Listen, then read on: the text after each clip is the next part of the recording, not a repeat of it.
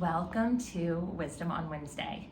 I have Ellen here, our voice of wisdom, and we are going to talk about finishing the semester well, finishing the semester strong.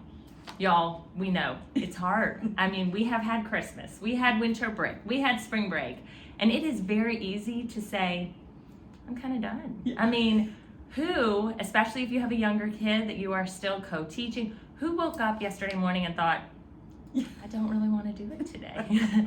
That is a very normal feeling after all these breaks, and as you're looking and you think, we only have a couple months left, but we have Ellen here who is going to share with us, just kind of give us some perspective on this final stretch and then share some tips. So turning it over to you, Ellen. Well, thank you, Let us Ashley. finish strong.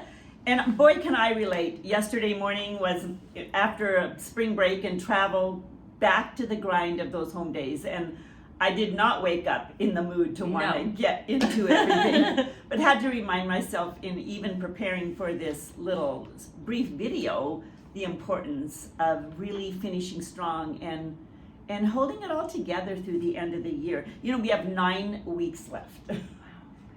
And it's easy to start the year out really, really motivated and going strong. And then it's easy to end the year kind of easing up the pedal a little bit. And I just want to start by sharing a verse that really has to do with our spiritual lives.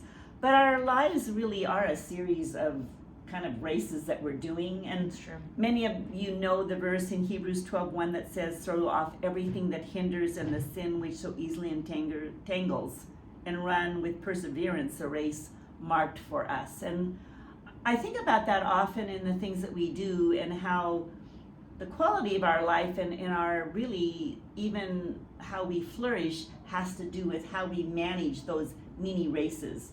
I don't know if you did track. I did track in high school, and I ran it was called the 880 back then. Now it's the 800 meters. And I remember very well to this day those races where I really hung in there in the end, where I was really hurting and wanting to ease up at the end of the race. But I hung in there and did it really well, and I felt so good. But I also remember those times where I was really tired and did not feel like digging in, and I just backed off. And the disappointment and the regret. I still remember those feelings, those strong emotions for both ways. And I think it takes the greatest amount of effort in the end of a race, but it's also when you're the most motivated to kind of give up. And that is true with a school year, which I want to talk about right now. Perseverance, I was just thinking about that word, which means to endure through difficulty and setbacks and things that happen, and to achieve something despite when things don't necessarily go well.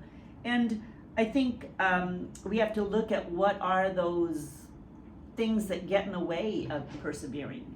And some of it is simply our human nature's desire for ease and comfort. Yes. And our kids fall prey to that, is that it's far easier to slack off than it is to dig in. Yes. To climb that hill requires that diligence. And to keep climbing till we are finished, it takes effort. But there's also the issue of distraction and entertainment, which is so in our faces with our iPhones and all the media. So that can pull us away and that's more enticing really than working hard. And then there's disappointments and failures. Maybe things haven't gone quite the way you envisioned for your child, or maybe you have an older student and they failed a test and they feel like, what's the use in trying? I've already hurt my GPA. And so there's this effort of, why try so hard if it doesn't matter? So all those things kind of play into why at this time of the year we want to slack off. Yes. Right? Yes. Oh, yeah. So I would love, do you have some tips to keep all of our parents, our students, everyone motivated to keep on going, to persevere? I do, but I want to say it's not a magic pill. There's no shortcut. These tips have to do with really digging in. And I think it's first important to recognize that this time of the year is hard. Yes. And then to establish a plan in advance in how to attack that. Because it's not, to persevere and to work hard doesn't always feel good. I No. remember running that 800 meters, and in the end, it was painful to really press in hard. Everything in me wanted to slow down. And it's the same for our kids with studying. It's not a feeling that feels good to be stretched, right? Right. But getting used to the discomfort of growth or being stretched is really an essential part of this, of facing the fact that it's hard. But here's a few other tips. I would say for parents that you stay focused yourself. Yes. Your children need you to stay organized and on task. I had to remind myself of that yesterday Same. several times, not to give into the temptation of cutting back and doing less because it's easier. And also so important this time of the year to maintain organization and preparedness, that you're not entering that day already behind, because that's just going to give you more motivation to back off.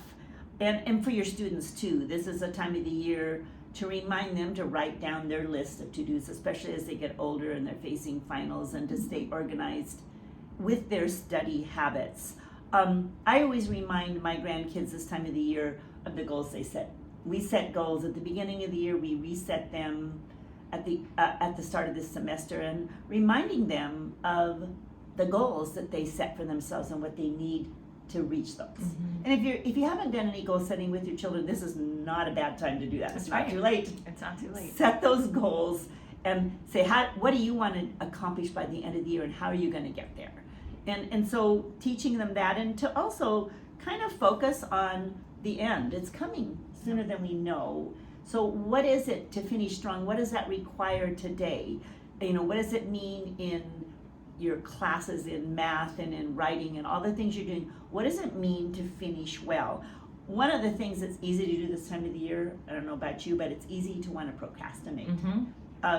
Those mini projects that are coming up, since we've all kind of had projects due, to want to wait to the last minute. It's nice outside, but particularly for our upper SL and our SR students, and I would say that these are habits you can build in your grammar school students as well, but staying on top of studying, because the tests come, periodically, and if they're going to wait to the last minute to cram, that's not the way they're preparing for those finals, and that's not the way they're preparing to do well at the end. That they need to stay on top of learning the material, particularly in math where it builds.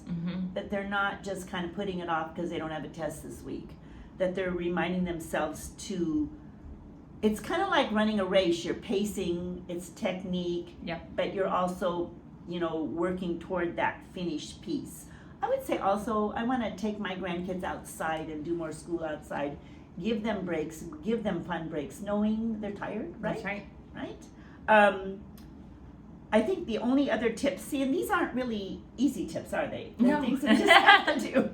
But stop thinking of the end of the year. Kind of adjust your attitude so that you're fully engaged in these last 9 weeks. It's easy to think, I'll just look forward to summer, or it's just almost there. But what about my attitude about today and being fully engaged and helping my kids gain a sense of what it means to fully take in being joyful about what they're doing today? And we know that that's hard, because if you have older kids, some of you are you're starting to shop for college, you're looking at roommates, if you have younger kids, you're signing up for summer camps. Like it is, it's hard to be present when all the summer things are coming at you at the same time, right? And you're longing for that. And you're longing for that, and you're getting excited about that next step. But it is important to be present, because you even talked about it, that the habits, this is what you were telling me a few minutes ago, the habits that you're forming now are also, especially in kids that are leaving home or kids that are preparing for, these are the habits they're going to have when they move to their next phase. And you want it to be that there's good habits that are being present, staying focused, staying on top of learning, not cramming, not procrastinating in life. These are life skills, right? And so it's really what you're saying, Ashley, it's staying responsible and obedient to doing the little things well. That's right. And every day, one a day at a time, it sets us up for a successful end of the year, which is going to be here before we know it. And just want to close on this point. Finishing strong will leave you with a really fun ending of the school year and a sense of relief, and you can enjoy the summer. But I've also seen the case where kids haven't finished strong, particularly in the older grades where they have to do repair over the summertime. Yes. You don't want to do that. Right. Do your best right now. Hang in there. Summer's almost here, and I hope you have a great spring. Yes. Thank you for joining us, and we will be praying for you. We are praying that you can all stay in this moment, finish well, and as we continue on in this journey. Thanks so much.